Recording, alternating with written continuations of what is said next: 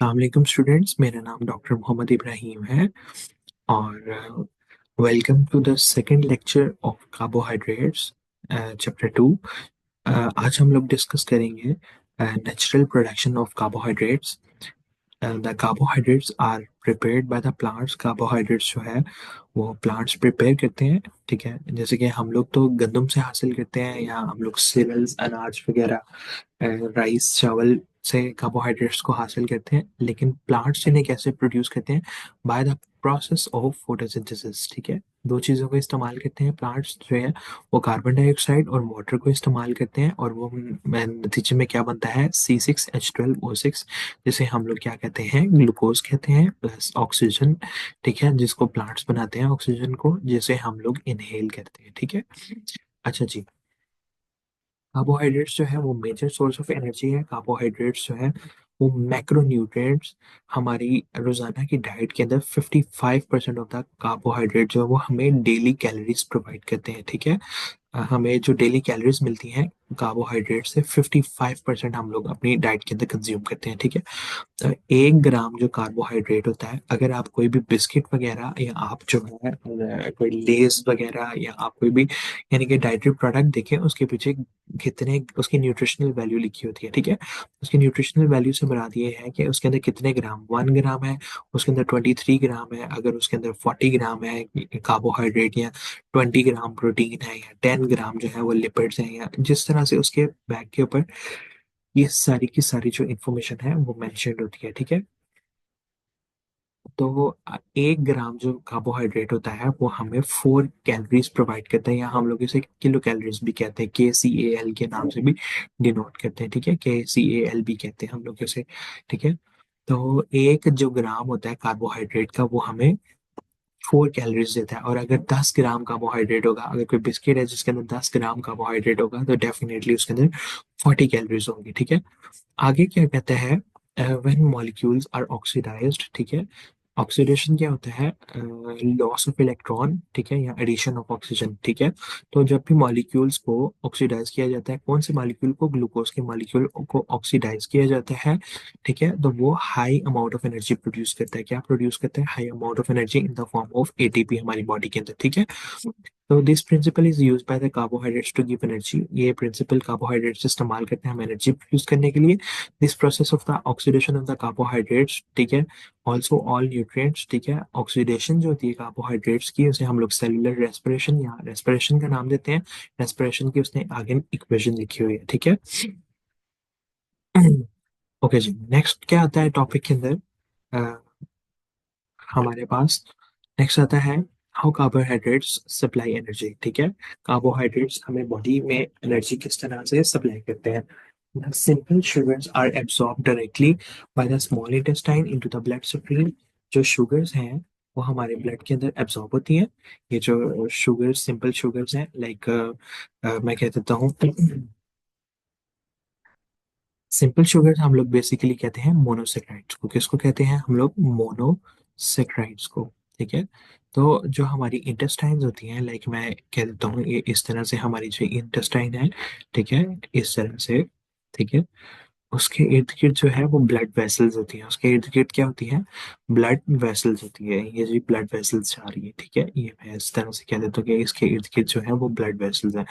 अब यहाँ से ग्लूकोज जो है वो एब्जॉर्ब होना है इन ब्लड वेसल्स के अंदर, इन ब्लड वेसल्स के अंदर। ठीक है, तो ग्लूकोज जो है अगर वो मोनोसेक्राइड होगा, ठीक है, मोनोसेक्राइड से मुराद है अगर सिर्फ और सिर्फ एक मॉलिक्यूल होगा, या जैसे कि मैं एक ग्लूकोज एक मॉलिक्यूल है, तो वो जो है वो इजीली एब्जॉर्ब हो जाएगा। ठीक है, अगर दो ग्लूकोज के मॉलिक्यूल होंगे तो वो साथ में जुड़े हुए होंगे, ठीक है, इस तरह से करके मैं कह देता हूँ जी, इस तरह से, ठीक है, वो एब्जॉर्ब नहीं हो सकते हैं।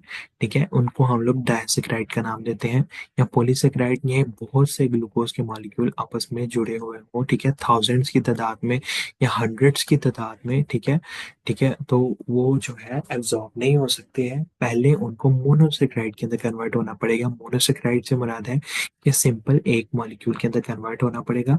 This bond breaking also provide energy. जब इनके दरमियान का बॉन्ड जो होता है, यानी कि जो स्टार्च होता है, जो हम लोग रोटी के अंदर खाते हैं, स्टार्च, ठीक है, starch is also a polysaccharide. Starch क्या होता है? पॉलीसेकेराइड की जिसके अंदर थाउजेंड्स ऑफ ग्लूकोज मॉलिक्यूल जो होते हैं वो एक दूसरे के साथ जुड़े होते हैं, तो वो हमारे ब्लड के अंदर डायरेक्टली एब्जॉर्ब नहीं हो सकता है।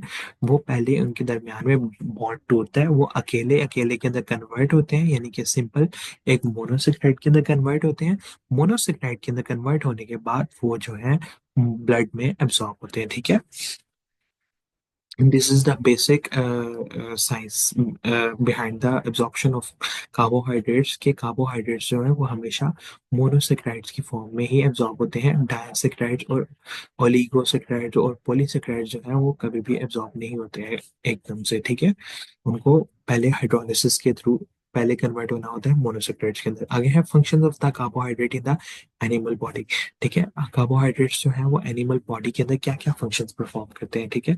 उसके अंदर हमारे पास सबसे पहले आ जाता है कार्बोहाइड्रेट जो है फॉलोइंग फंक्शन है। कंस्ट्रक्शन ऑफ बॉडी ऑर्गन, हमारे बॉडी ऑर्गन्स को बनने में मदद करते हैं। हमारे बॉडी का जो कैल्शियम होता है उसके एब्जॉर्प्शन के अंदर हेल्प करते हैं। हमारा ब्लड का कोलेस्ट्रॉल लेवल जो होता है, ठीक है, उसको ये लो करते हैं। उसके बाद हमारी इंटेस्टाइन के अंदर कुछ फ्रेंडली बैक्टीरिया होते हैं, कुछ गुड बैक्टीरिया होते हैं, अच्छे बैक्टीरिया होते हैं, जो कि हमें विटामिन के प्रोड्यूस कर रहे होते हैं या हमें विटामिन बी प्रोड्यूस करके दे रहे होते हैं, ठीक है। तो हमारी डाइजेस्टिव ट्रैक्ट के अंदर के उनको भी न्यूट्रिशन प्रोवाइड करते हैं, ठीक है।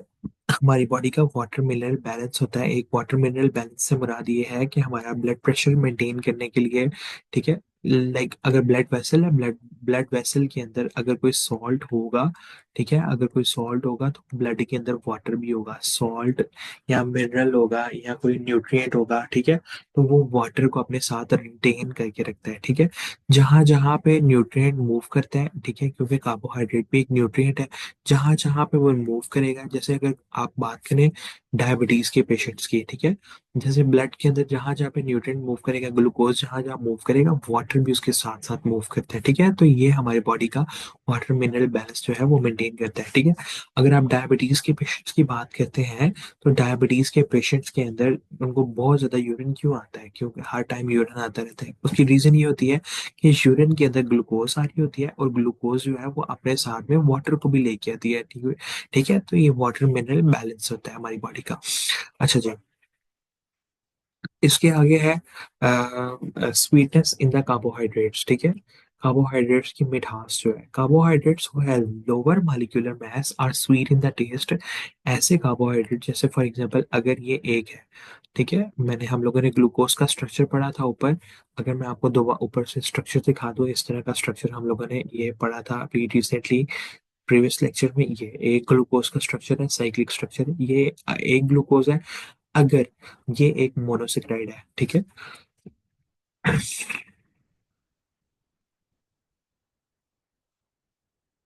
अगर ये एक ही रहते कार्बोहाइड्रेट वो हैज लोअर मॉलिक्यूलर मास, ठीक है, ऐसे कार्बोहाइड्रेट जिनका मॉलिक्यूलर मास लो है, ठीक है, तो वो जो है स्वीट इन टेस्ट। इसका मॉलिक्यूलर मास है, यानी कि इसके अंदर 6 कार्बन है। कितने कार्बन है? 6 कार्बन। ये कार्बन 1, ठीक है, ये कार्बन 2, कार्बन 3, कार्बन 4, कार्बन 5, ठीक है, और एक इधर होता है कार्बन 6, ठीक है। इसके अंदर कार्बन 6 कार्बन है, ठीक है।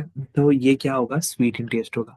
लेकिन जैसे ही ये अगर कोई कॉम्प्लेक्सिटी बढ़ती जाएगी, यानी कि ये एक मॉलिक्यूल नहीं है, ये 2 मॉलिक्यूल है, इनको हम लोग डायासेक्राइड का नाम देते हैं। किसका नाम देते हैं? डायासेक्राइड्स का नाम देते हैं, ठीक है।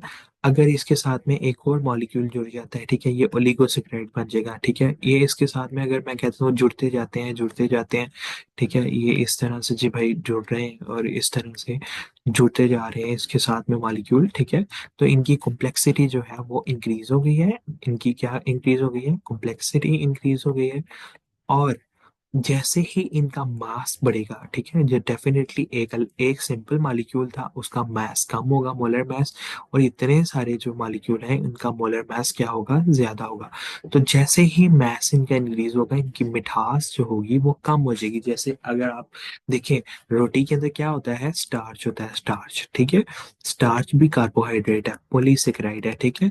लेकिन वो रोटी जो होती है वो मीठी नहीं होती है, ठीक है, क्योंकि वो उसका जो है वो थाउजेंड्स ऑफ ग्लूकोज मॉलिक्यूल जो है वो साथ में जुड़े होते हैं, ठीक है। कितने ग्लूकोज मॉलिक्यूल जुड़े होते हैं? थाउजेंड्स ऑफ ग्लूकोज मॉलिक्यूल जो होते हैं वो जुड़े होते हैं। जैसे ये एक चेन बन रही है, थाउजेंड्स में जुड़े होंगे तो वो स्टार्च बनाते हैं, ठीक है।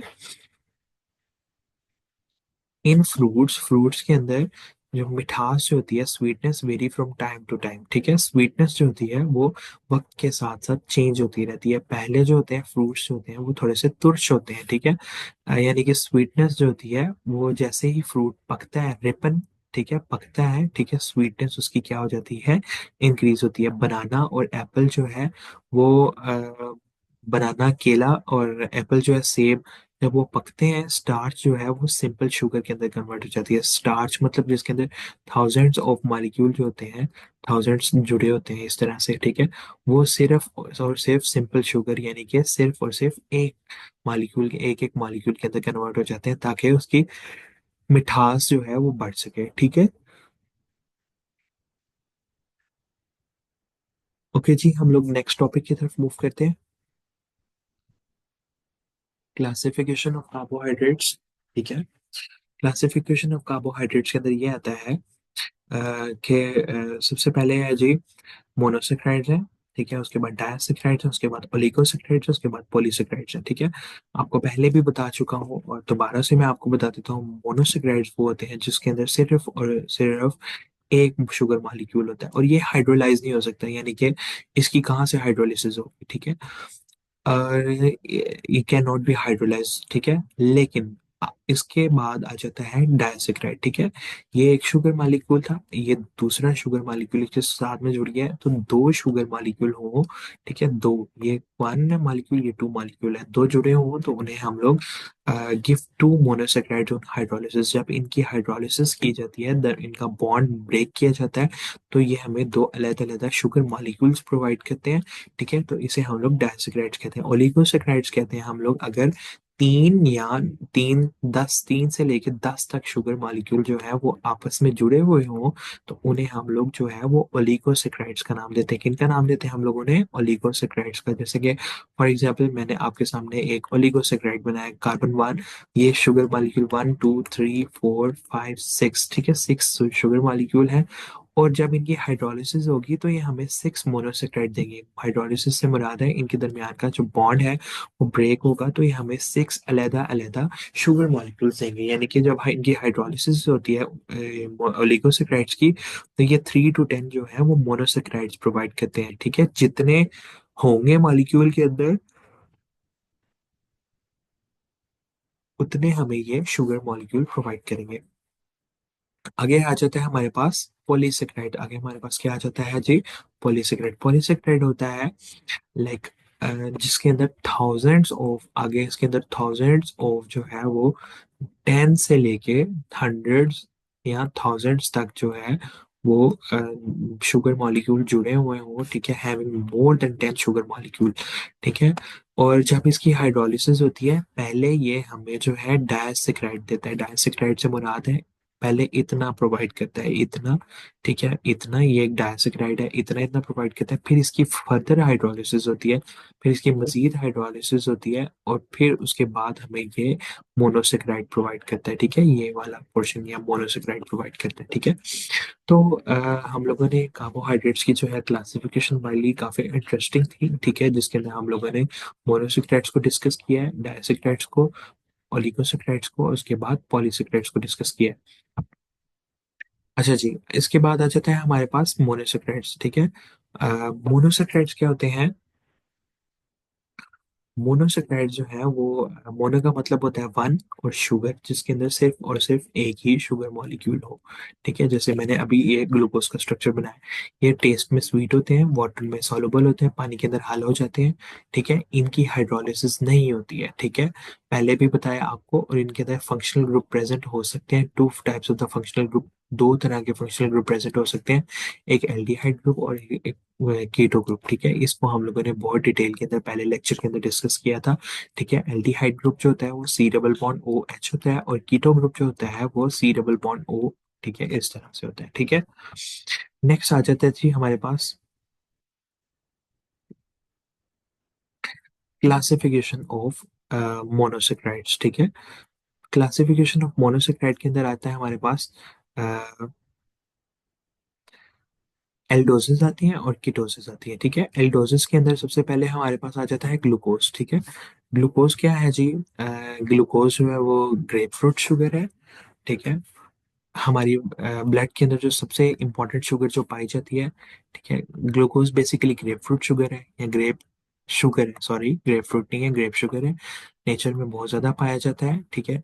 ये दूसरी शुगर के साथ कंबाइन करता है to form important disaccharides such as sucrose, maltose और लेक्टोज, ठीक है। यानी कि ग्लूकोज और फ्रुक्टोज मिलते हैं, ठीक है। ग्लूकोज प्लस फ्रुक्टोज, ठीक है। तो ये जो है ये सुक्रोज बनाते हैं। सुक्रोज जो हमारी घर की चीनी होती है, जिसे हम लोग क्या कहते हैं, चीनी, ठीक है। हमारे घर में जो पाई जाती है वो सुक्रोज होती है। किससे मिलता है? ग्लूकोज और फ्रुक्टोज मिलके बनाते हैं, ठीक है। माल्टोज जो है वो ग्लूकोज और ग्लूकोज के दो मॉलिक्यूल जो है वो मिलते हैं और वो माल्टोज बनाते हैं। लैक्टोज क्या होता है? ग्लूकोज और ग्लेक्टोज, इसी तरह की एक शुगर होती है ग्लेक्टोज, वो दोनों मिलती हैं और लैक्टोज बनाती हैं, ठीक है। तो ये डाइसेक्राइड है, ये तीनों के तीनों, ठीक है। ये स्टार्च से हासिल की जाती है। ग्लूकोज जो है किससे हासिल की जाती है? स्टार्च से। स्टार्च जो है मैंने आपको बताया हमारे सीरियल से हम लोग अनाज से हासिल करते हैं। यही हमारी बॉडी की मेन शुगर होती है। शुगर से बनाते हैं हमारे ब्लड शुगर लेवल्स जो होते हैं यही होती है, ठीक है। और नॉर्मल बॉडी के अंदर जो फास्टिंग के ऊपर, ठीक है, 80 से 100 मिली MMHg भी कहा जाता है इसको, ठीक है, सॉरी, मिलीग्राम पर डेसीलीटर इसका यूनिट होता है। मिलीग्राम पर डेसीलीटर, उसने इसको परसेंटेज के अंदर शो किया हुआ है, मिलीग्राम परसेंटेज, ठीक है, 80 to 100, ठीक है। लेकिन अगर आप शुगर का ब्लड के अंदर यूनिट देखें तो वो तकरीबन इस तरह से होता है, 80 से लेके 100 तक, ठीक है। फास्टिंग से मुराद है आपने अगर कुछ घंटे भूखे रह के आपने अपना ब्लड शुगर लेवल चेक किए हैं तो 80 to 100 mg पर डेसीलीटर इस तरह से होगा, ठीक है। और अगर रैंडम रैंडम किसी भी टाइम खाना खाया हुआ बेशक या नहीं खाया हुआ, ठीक है, तो वो 100 से 120 के दरमियान आने चाहिए, ठीक है। ग्लूकोज को हम लोग डेक्सट्रोज भी बोलते हैं। दूसरी जो एल्डोजेज हैं जिनके अंदर एल्डिहाइड ग्रुप प्रेजेंट होता है वो राइबोज है, इराइथ्रोज है और ग्लूकोहेप्टोज है, ठीक है। अब हम लोग बात करते हैं, ठीक है, ये इसकी क्लासिफिकेशन है और ये इसके दूसरे एग्जांपल्स हैं और ये भी इंपॉर्टेंट है इक्वली, ठीक है। अब आगे हम लोग नेक्स्ट में बात करते हैं फ्रुक्टोज की। फ्रुक्टोज क्या होता है? मोस्ट कॉमन सोर्स होता है फ्रुक्टोज इज सुक्रोज, ठीक है। सबसे इंपॉर्टेंट सोर्स जो है फ्रुक्टोज का वो सुक्रोज है, चीनी, ठीक है। मैं आपको दोबारा से बता रहा हूँ, फ्रुक्टोज की सुक्रोज क्या होता है? हमारे घर में जो चीनी पाई जाती है उसको हम लोग क्या कहते हैं? सुक्रोज कहते हैं। हमारे घर में चीनी जो होती है इसका फॉर्मूला होता है C12H22, ठीक है, और O11, ये इसका जो है फार्मूला होता है। उसके अंदर ग्लूकोज भी पाया जाता है, उसके अंदर प्लस फ्रुक्टोज भी पाया जाता है। क्या पाया जाता है उसके अंदर? फ्रुक्टोज। ये सबसे मीठी होती है, ठीक है।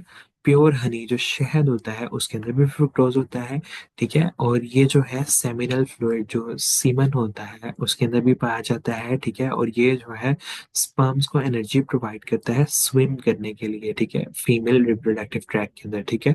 इसके बाद इरिथ्रोलूज आती है इसकी एग्जांपल्स में, राइबोलूज और सीडोहेप्टिलूज आती है इसकी एग्जांपल्स में, ठीक है। और ये वो हैं जिनके अंदर जैसे कि कार्बन 1 2 3 4, अगर हम लोग फ्रुक्टोज का स्ट्रक्चर ड्रा करें 4 5 और 6, ठीक है, तो इसके कार्बन नंबर 2 के ऊपर कीटो ग्रुप होता है। कार्बन नंबर 2 के ऊपर कौन सा ग्रुप होता है? Keto group. और बाकी इसका स्ट्रक्चर जो होता है वो सेम होता है कि कार्बन 3 के ऊपर हाइड्रोजन इस तरफ और हाइड्रोक्सल इस तरफ, 4 के ऊपर हाइड्रोक्सल और हाइड्रोजन और एनाल्डेट जो है वो सेम हायरार्की को फॉलो करता है, ठीक है। आई थिंक के लिए इस लेक्चर के लिए इतना इनफ है। इंशाल्लाह हम लोग नेक्स्ट लेक्चर के अंदर मिलते हैं और इस चैप्टर को हम लोग इंशाल्लाह वाइंड अप करेंगे थर्ड लेक्चर के अंदर। Thank you so much for this lecture. इंशाल्लाह नेक्स्ट लेक्चर में मुलाकात होती है। अल्लाह हाफिज।